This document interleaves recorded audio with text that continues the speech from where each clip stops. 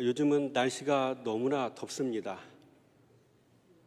그래서 요즘 같은 날씨는 무리하지 마시고 건강만이라도 잘 챙기는 게 지혜로운 모습이 아닌가 생각이 들어집니다. 잠도 제대로 잘 못 자잖아요. 너무 더워서 계속 에어컨을 킬 수도 없는 거고, 식사 잘 하시고 잠도 잘 주무시고 건강을 잘 챙기셔서 이 무더운 여름날을 지혜롭게 잘 지내 가시기 바랍니다. 여러분, 선택과 집중은 참 중요합니다. 선택과 집중을 잘해야 지혜자입니다. 공부를 해도 이것저것 산발적으로 하는 게 아니라 목적과 계획을 세워놓고 방향을 잡아놓고 그것부터 차근차근 해 나가는 것이 그 학생이 공부를 잘하는 방법 아니겠습니까? 신앙생활도 마찬가지입니다. 나이 70이 넘었는데 돈 많이 벌겠다고 신앙도 내팽개치고 밖에 나가서 막 돈 벌겠다고 하면 어떻게 됩니까? 돈도 벌 수 없을 뿐더러 몸도 더 빨리 축나잖아요. 70이 되면 선택과 집중을 좀 바꿔야 되죠. 신앙의 자리로 잘 돌아오셔서 말씀 듣고 신앙생활 열심히 잘하고 주님의 음성을 듣는 법도 배우고 순종하는 또 법도 잘 배우고 이렇게 선택과 집중을 지혜롭게 잘하는 성도가 되시기 바랍니다. 오늘 말씀의 제목은 신의 한 수입니다. 제목이 멋있어서 그냥 접었습니다. 신의 한 수. 여러분, 오늘 본문의 말씀 전체를 읽어보면 다윗이 죽었답니다. 여러분, 옛말에 호랑이는 죽어서 가죽을 남기고 사람은 죽어서 이름을 남긴다라는 말이 있습니다. 자, 그러면 다윗은 죽어서 무엇을 남겼겠습니까? 신의 한 수를 남겼죠. 신앙의 한 수를 남겼다는 이야기입니다. 하나님과 동행하다가 산전수전 공중전 다 겪고 깨달은 몇 마디 메시지를 아들에게 전해주잖아요. 그게 바로 신의 한 수, 신앙의 한 수 아니겠습니까? 오늘 말씀은 그런 이야기를 좀 하고자 하는 것이죠. 먼저 다윗은 어떤 사람이었습니까? 사울왕 밑에서 철저하게 내려가는 훈련을 받은 사람이죠. 그래서 사울을 피해 블레셋으로 도망갈 때 아비멜렉 왕 앞에서 수염에 침을 질질 흘리는 모습을 보이며 미친 사람 행세까지 했었잖아요. 얼마나 자존심 상하고 이거 싫은 일입니까? 이 과정에서 다윗은 두 가지 훈련을 받았더라고요. 첫째, 실패한 훈련을 받았습니다. 그래서 다윗은 우리아의 아내 밧세바 사건을 통해서 경건 신앙이 한순간에 무너져 내리는 사건이 그의 인생 가운데 한번 있었고, 또 이 일로 가정 안에 배다른 자식들 사이에서 일어난 근친상간의 문제와 살인 사건으로 인해서 가정교육에 철저히 실패했음이 그의 인생 가운데서 드러나지 않았습니까? 또한 다윗은 참는 훈련도 받았습니다. 그래서 아들 압살롬을 피해서 도망가는 과정에서 시므이가 입을 열어 악담을 퍼부을 때 다윗은 꾹 참았습니다. 한마디로 다윗은 산전수전 공중전을 다 받았다는 겁니다. 그러니 노년이 되어 자기 아들 솔로몬에게 했던 유언의 말에 무게감이 있지 않겠습니까?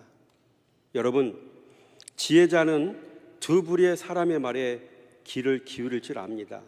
먼저 나를 낳아준, 그래서 나를 가장 잘 알고 있는 내 부모의 말에 귀를 기울일 줄 압니다. 지혜자는. 또 진리의 말씀을 풀어 나를 가르쳐 바른 길로 인도하는 하나님 나를 위해 세워준 주의종의 말에 귀를 기울일 줄 압니다.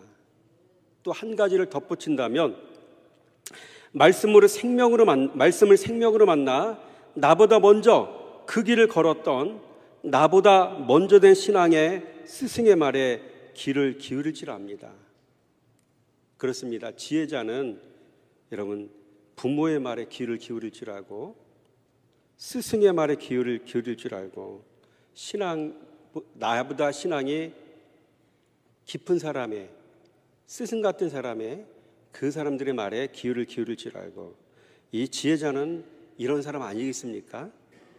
둘째로 오늘 본문의 다윗은요 먼저 그 길을 걸어가본 사람으로서 신의 한 수와 같은 가르침을 주고 있습니다. 이 시간 다윗을 통해 신의 한 수를 한번 들어보길 원합니다. 첫째, 여러분, 너도 흙으로 돌아가야 될 인생임을 기억하라 라고 얘기하고 있죠. 우리 2절 말씀 읽어볼까요? 시작. 내가 이제 세상 모든 사람이 가는 길로 가게 되었노니 너는 힘써 대장부가 되고. 내가 이제 세상 모든 사람이 가는 길로 가게 되었노니. 여러분, 사람은 언젠가 죽습니다. 너도 먼지로 돌아간다는 사실을 기억해라. 너도 흙으로 돌아간다는 사실을 기억해라. 여러분, 그런 메시지를 지금 담고 있는 거 아닙니까? 그러니 겸손하라. 사람은 이런 인식에서 올바른 태도와 삶의 자세가 나올 수가 있는 것이죠. 여러분, 인생이란 무엇이겠습니까? 성경에서 얘기하는 인생, 아주 정확한 얘기겠죠. 성경 말씀이 우리에게 가르쳐주는 인생, 정확한 얘기겠죠. 우리 4절 말씀 한번 읽어볼까요? 시편 144편 시작. 사람은 헛것 같고 그날은 지나가는 그림자 같으니이다. 먼저 인생은 헛것이래요. 여러분, 사람은 헛것 같고라고 얘기하는 이 헛것은 원어로 헤벨, 뜻은 헛됨 또는 코로 숨쉬는 숨, 헛됨, 숨, 이 두 가지 뜻이 있더라고요. 두 개의 뜻이 다 맞습니다. 그래서 사람의 인생은 일장춘몽입니다. 여러분, 일장춘몽이라는 말은 한바탕의 봄꿈이라는 뜻으로 인생의 부귀영화가 덧없이 사라짐을 비유하는 말입니다. 인생들이 이 땅에서 쫓고 살아가는 것들이 다 이같이 부질없이 사라져 없어지는 헛된 것들이라는 말인 것이죠. 또한 인생은 숨이라고 했어요. 쌩쌩하고 잘 살고 있어도 숨 안 쉬면 죽은 겁니다. 인생은 숨 끊어지면 그냥 성장인 거죠. 그리고 인생은 지나가는 그림자다라고 얘기하고 있습니다. 그의 날은 지나가는 그림자 같으니이다. 여러분, 그림자의 배후에는 해가 있습니다. 해가 있기 때문에 그림자가 비추는 거잖아요. 여러분, 해는 하나님의 이 땅에 비추시는 은혜의 해를 상징하는 것입니다. 하나님의 은혜의 해를 거두시면 그림자 같은 인생은 그 즉시 사라집니다. 그게 인생입니다.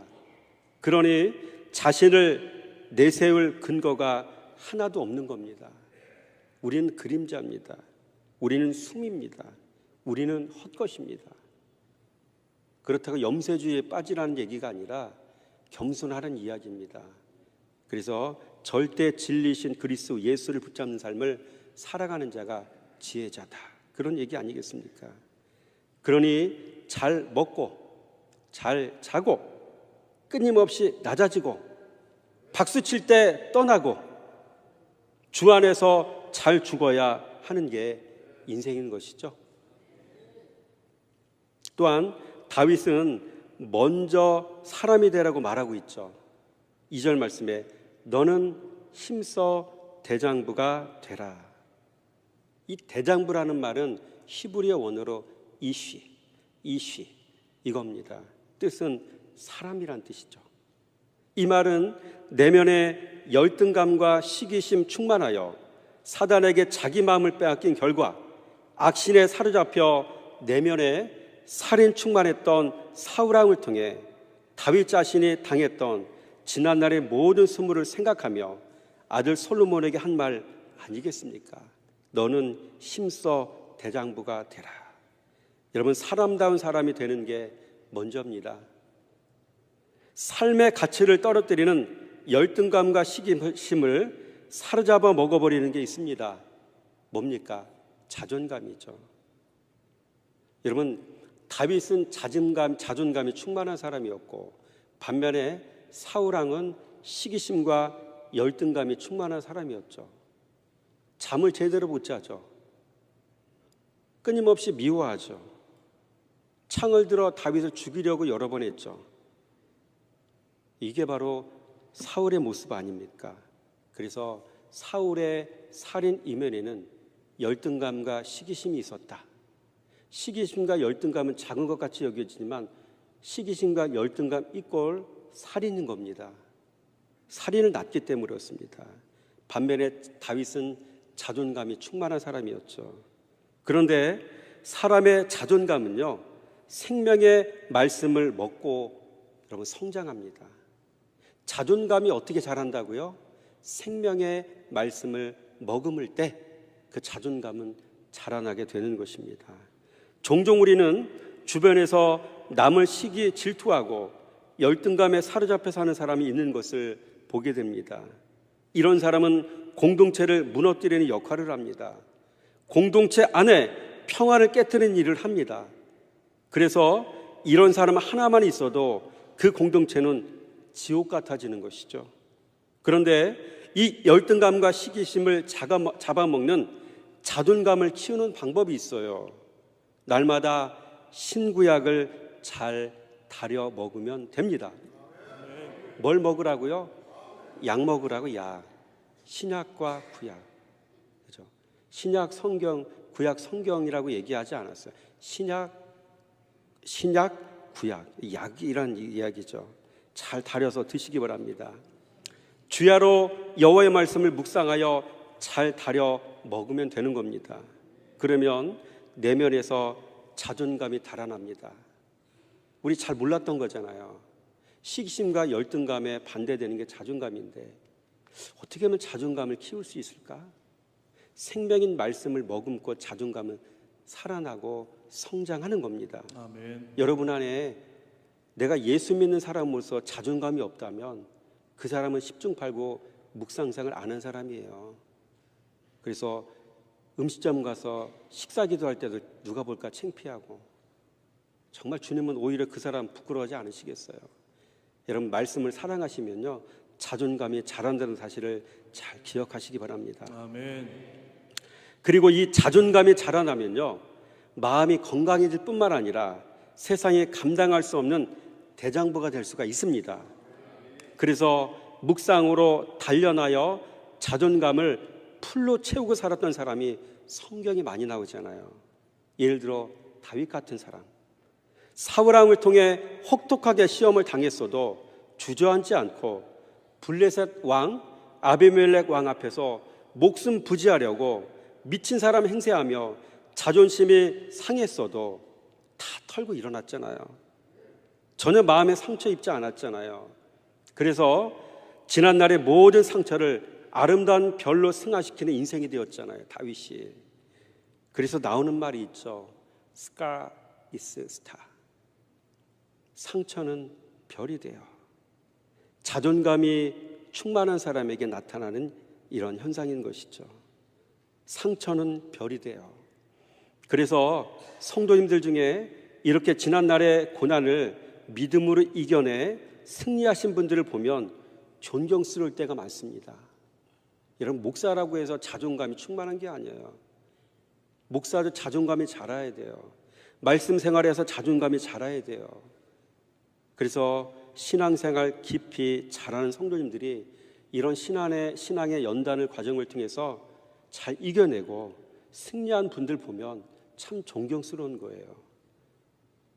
그래서 여러분의 삶 속에 말씀 생활 잘해서 시기심과 열등감을 내 안에서 자란 자존감이 잡아 먹어버리는 역사가 일어나기 원합니다. 둘째 갈렙입니다. 갈렙은 45년 동안 약속의 말씀을 마음에 간직하며 묵상하며 살았던 사람이죠. 행간에 숨겨져 있는 이 내용들을 우리는 잘 찾아내야 돼요. 갈렙은 85세 노장에도 당장 나가서 싸울 수 있다라고 호언장담했습니다. 이 배짱은 어디서 나온 배짱일까요? 말씀 신뢰에서 온 겁니다. 네피림의 후손으로 비골이 장대한 가나안 장정들을 보고도 그들과 싸워서 이길 수 있다고 말하는 갈렙이 가진 믿음은 여러분 어디서 왔을까요? 45년 동안 간직하며 묵상하여 붙잡고 살았던 말씀 신뢰에서 왔다는 것입니다. 아멘. 말씀 신뢰가 믿음의 출처요, 자존감의 출처인 것입니다. 이처럼 성도는 말씀 신뢰하면 사람 앞에서 담대해집니다. 사람 앞에서 담대해지시기 바랍니다. 아멘. 또한 모르드게 보세요. 하만이 모욕적인 언행으로 자신의 인격을 짓밟았어도 모르드게는 끔찍도 안 했잖아요. 흔들리지 않았습니다. 전혀 요동함이 없었잖아요. 말씀 신뢰하며 사는 사람은 다 이렇습니다. 또 여기서 언급하지 않으면 서러울 사람이 있어요. 여호수아잖아요. 여호수아서 1장 8절 말씀 보세요. 내가 어떻게 이 백성을 이끌어갈 수 있습니까? 못합니다. 그렇죠? 그때 하나님께서 1장 8절 말씀에 묵상하라고, 주야로 묵상하라고 말씀하셨잖아요. 그때 이후로 이 여호수아가 여러분 의기소침하고 이렇게 자신감이 없었던 모습에서 두령둥을 불려놓고 명령을 내리는 단계로 바뀌어버리잖아요. 여기 있습니다. 자존감, 자신감, 말씀 묵상에서 오는 겁니다. 내 자녀에게 자존감을 키워주기 위해서 웅변학원에 보냈잖아요, 옛날에. 그렇죠? 목소리가 크고 표현을 많이 하는 연습을 하면 자존감이 성장할 것 같아요. 다 삑살이 난 거죠. 묵상생활 제대로 하면 자존감이 성장합니다. 또한 다윗은 솔로몬에게 여호와의 말씀을 지켜 행하라고 권면하고 있죠. 우리 3절 말씀 읽어볼까요? 시작. 내 하나님 여호와의 명령을 지켜 그 길로 행하여 그 법률과 계명과 율례와 증거를 모세 율법에 기록된 대로 지키라. 그리하면 내가 무엇을 하든지 어디로 가든지 형통할지라. 한마디로 요약하면 샤마 이스라엘입니다. 들으라 이스라엘아. 듣다라는 말은 샤마라고 했잖아요. 따라서입니다. 듣고 이해하고 순종하고. 이게 샤마입니다. 여러분, 샤마가 형통의 문으로 들어가는 안내자입니다. 그러니까 샤마 생활 잘하면은 형통한 자가 되고 그 사람은 복 받는 사람이 된다는 사실을 믿으시기 바랍니다. 아멘. 또 네 번째, 형통을 이루라고 얘기하고 있죠. 그래서 오늘 3절 말씀 보니까 그리하면 네가 무엇을 하든지 어디로 가든지 형통할지라. 그래서 우리의 삶 속에 형통함이 없다는 이야기는 묵상하지 않았다는 이야기죠. 말씀 생활하지 않았다는 이야기죠. 주님의 음성을 듣는 법을 전혀 배우지 않았다는 이야기죠.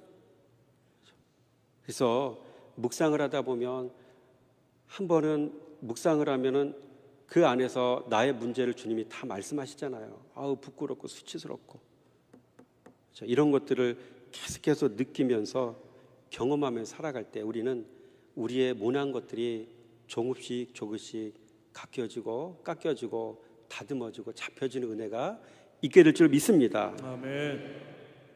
여러분, 샤마해야 형통합니다. 듣고 깨닫고 순종해야 형통입니다. 여러분, 어떤 사람이 형통한 사람이겠습니까? 시편 1편 말씀 화면에 나오나요?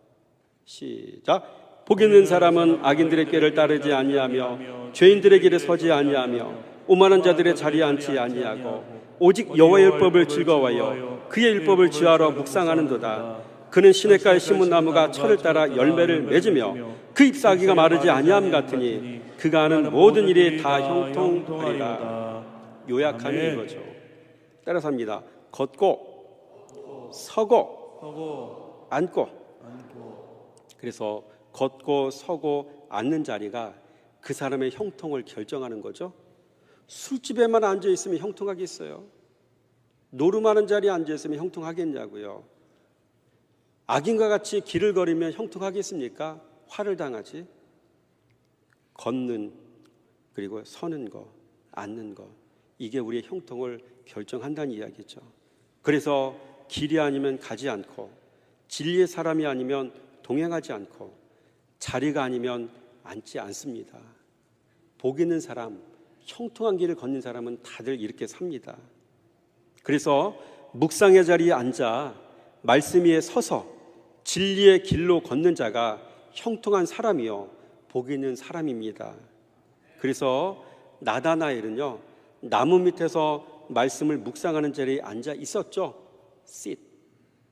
그래서 제자들은 영생의 말씀이 주께 있음을 알아 말씀을 떠나지 않고 말씀 위에 서서 주님을 따라갔습니다. stand. 그래서 주님의 제자들은 복음 전하는 전도자의 길을 걸었잖아요. walk. 그렇죠? sit, stand, walk. 앉고 서고 걷고 이게 형통을 결정하는 것이죠. 다섯 번째, 온전한 마음으로 행하라고 하죠. 왕상 2장 4절 말씀 시작. 여호와께서 내 일에 대하여 말씀하시기를 만일 내 자손들이 그들의 길을 삼가 마음을 다하고 성품을 다하여 진실이 내 앞에서 행하면 이스라엘 왕위에 오를 사람이 내게서 끊어지지 아니하리라 하신 말씀을 확실히 이루게 하시리라. 아멘. 따라서 합니다. 온심, 진심, 전심. 이 세 가지를 얘기합니다. 온심이 뭡니까?